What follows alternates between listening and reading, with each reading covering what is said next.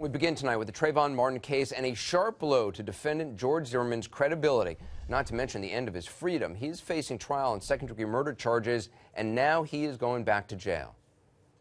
At this time, revoke his bond, place him in no bond status. Find that good cause exists based upon the material misrepresentations that the court relied upon. Order him to surrender himself within 48 hours to the sheriff of Seminole County.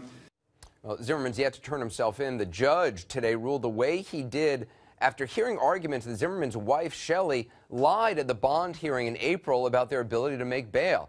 Here she is that day testifying by phone, first being sworn in, then not telling the truth.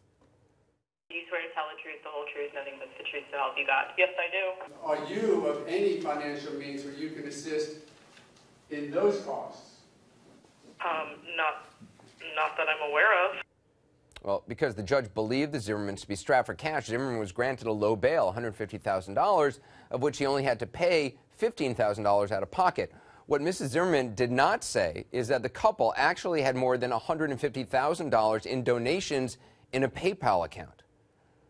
The defendant, through Ms. Zimmerman, lied to this court about the amount of money they had. And I would argue to the court that that is an egregious violation in terms of the representations that were made to this court. It was misleading, and I don't know what other words to use other than it was a blatant lie.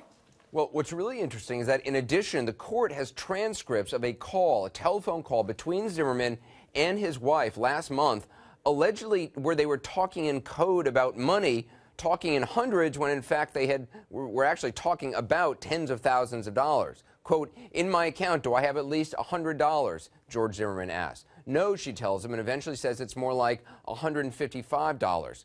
What they were actually talking about is $100,000 and $155,000. There's also the question of Zimmerman's passport. He handed an expiring one over to the court and kept a second, more recent one. None of it, though, sat well with Judge Lester, and at one point he had this to say to the defense attorney, Mark O'Mara. The judge asking, does your client get to sit there like a potted palm and let you lead me down the primrose path?